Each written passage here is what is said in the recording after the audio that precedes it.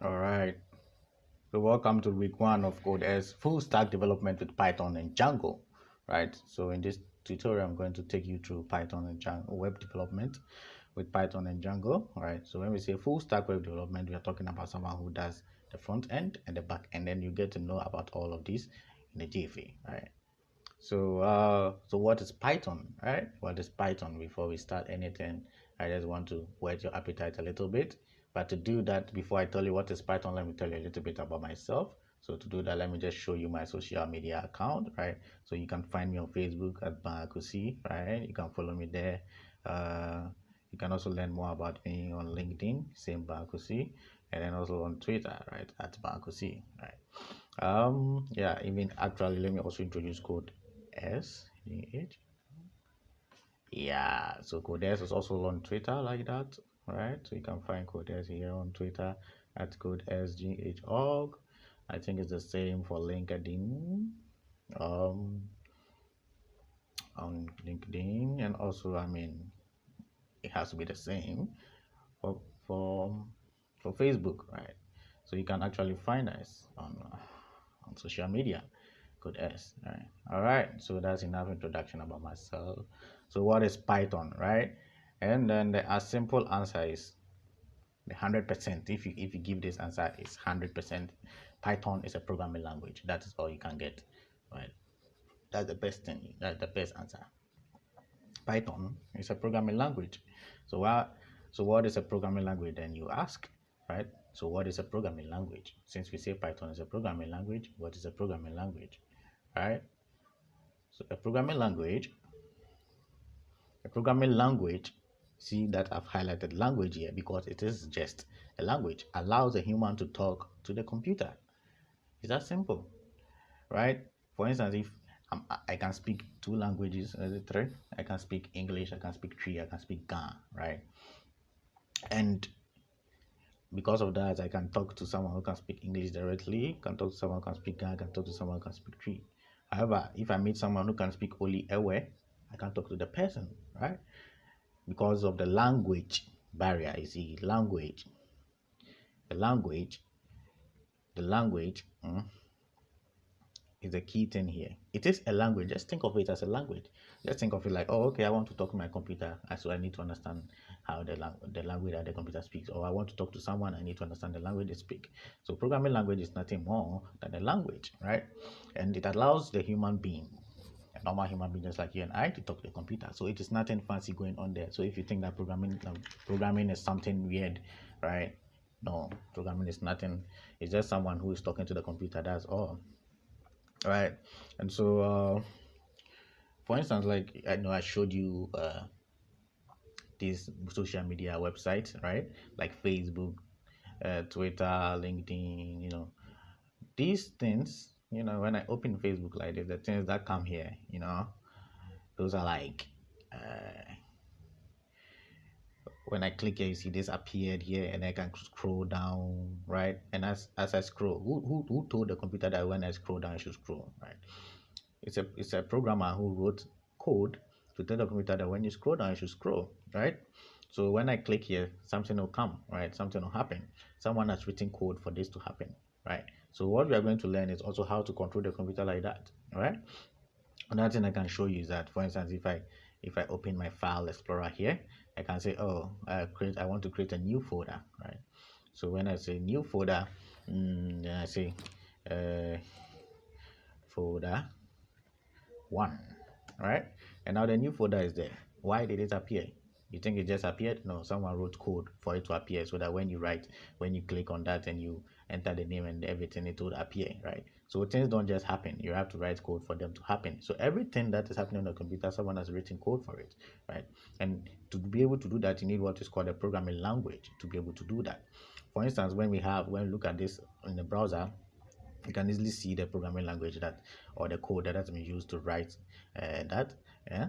And so this is one of the things that we'll go through, HTML, right? So There's a front end of the application, and then there are a lot of things going on behind the scenes, right? Like when I follow someone on Twitter, how is it recorded into the database and all of that things? That is what we call the back end stuff. And then the front end stuff is what you are seeing here, right? So full stack is about combining the front end and then the back end. We are going to learn all of this very, very soon, right? Yeah. So what will I say? Just relax and let's enjoy this ride together. All right. um, I myself, I enjoy programming a lot, and most of these things I learned on my own, and uh, by watching video tutorials like of people and all of that. So something like this, you're just on the right path, right? You just have to keep on doing it and practicing. If you enjoy it, you will soon realize that, oh, it's something simple, right? So as I've explained, yeah. So everything that is happening on the computer is because of a programming language, right? And let me show you like some little code that I wrote here just to whet your appetite. So this is some Python code that I wrote, and what does this do? So this Python code, right? You see, like when we write exams and you get above 80, your grade is A. When you get above 70, between 70 and 80, your grade is B, and all of that. So I just wrote a small code that will ask the user to what input their grade, the marks they had, and then based on the marks it will say, oh, your grade is A or B or C or D or E, right? It's just some simple thing. And even if you don't know programming, any programming at all, right, I'm sure you can read this, you can try to make sense of what is going on here, because I'm saying that something mark is equal to input, right? This input is basically saying, oh, the user is inputting something, right? So it will wait for the user to input something, right? And then this will convert whatever the user inputted into an integer. So we'll get to know about all of this very soon, right? And then we have, say, some statement here, if statement. Say if m is greater than 80, right? So if the max is greater than 80, print your grade is A. That's simple. If m is greater than 70, print your grade is B, right? So even without knowing any programming, you can try to read this and make sense of it. Very simple and straightforward, right? So let me try to run this. And to run this, I just type Python 3 and I type the name. Sorry. So it's in a folder called week 1. So when I do ls, you see we have week 1, week 2, week 3, week 4, up to week 8. So I want to go to the folder called week 1. So I go to cd week 1, right? And I say I want to run the code intro.py. So Python 3 intro.py. So I'm saying Python should read this code, and then it should run it for me. And say enter your mark. So when I enter 77, it was going to say B, right? So when I enter 55, what do you think it's going to say? When you see this logic, it said if the mark is greater than 50, right, is D, right? Exactly. So if I do one last time and I enter 66, what do you think it's going to say, right? Because before we get to you see it goes from top to down. So you say if the mark is greater than 80, you can see that the mark is not greater than 80. So you have to come and check this one. Is it greater than 70? No. Here is it greater than 60? Yes. And then we print what? C. So what is going to output is C, and lo and behold, we have C, right? So that is a little taste of what programming languages, and it's just speaking to the computer, right? And you're just telling your mind to the computer. It's as simple, right? So with what I just did, that I just said Python, and then I had to type Python in the terminal. So this is what we call the terminal. If you're not familiar with the terminal, you get to be familiar with it very soon. And I type the name of the file that I use. I type the code inside, right? So if you look here, you see that the file is what intro.py, right? So this is the file that I typed the code inside, and it's in the folder week 1. So at first what I did was I'm now in that folder week 1. Then I type Python 3. So Python 3 here means Python version 3, right? So on my computer I have version 1a, version 2, and version 3. So Python version 3, and I say Python should run this code intro.py. So why do I have to type Python before that? So let me say this. So let's say something like, here are you. You are a person, right? A nice person fresh boy or fresh girl, right? And you want to give your PC some instructions to follow. It's that simple. So here's your PC. I overdid the head. It's your PC. Yeah, it's a nice PC, right? It's your keyboard. Huh? It's connected to your monitor or your whatever. And then there's your mouse. Ah, wow. Now you want to talk to your computer, isn't it? But how are you going to talk to it? For example, if you want to talk to me, I can speak English, so you just can speak English to me. Or if you know I can speak to you, you can just speak to me. But in the computer, what are you going to say to it? So actually, the computer doesn't understand the normal language that we speak, right? What the computer understands is what we call the machine code or machine language. So in here, Wikipedia, I have something, I googled an article called, which talks about machine code. In computer program, machine code consists of machine language instructions. It's a low-level programming language used to directly control a computer's central processing unit, right? So if you see how the machine code looks like, it's not really nice. For instance, I google some example here. So this is how a machine code could look like, right? Because a computer is made up of mainly three things. You have the processor, we have the RAM, right? And we have the output, input and output aspect. So in the RAM, you have your code in the RAM, and your code in the RAM is just zeros and ones, something like this, right? So for instance, when the computer is made initially, someone will decide that if you have all 0, 0, 0, 0, it means this, and it means that, and it means that. And so normally, if you want to write a program your computer, you would have to write zeros and ones, right? And that does not make sense at all to human beings.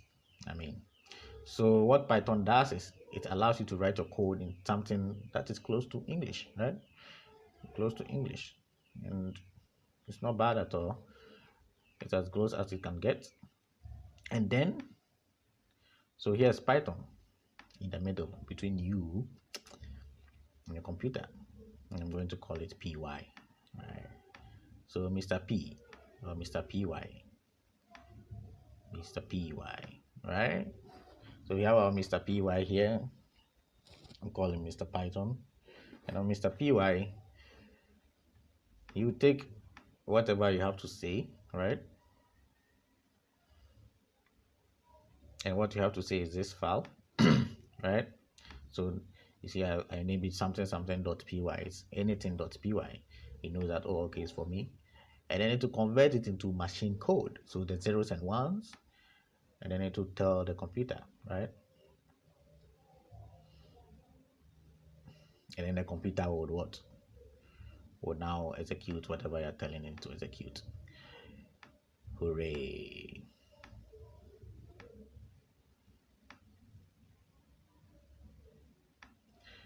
Okay, I need to finish writing this. Sorry.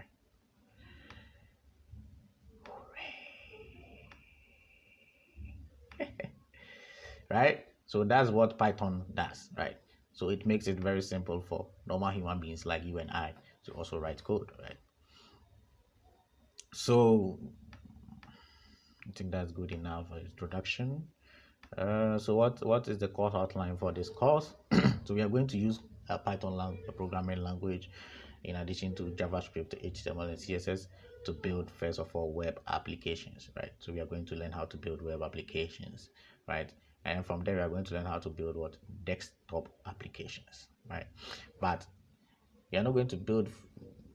What we are going to do is that the web applications that we build, we are going to turn them into desktop applications.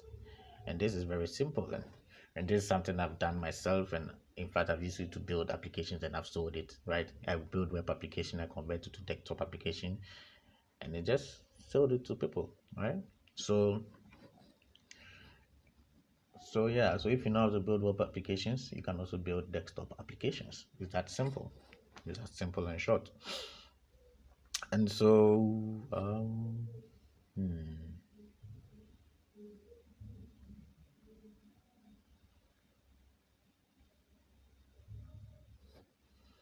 Yeah. So that is me there.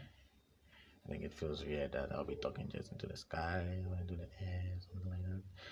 So yeah.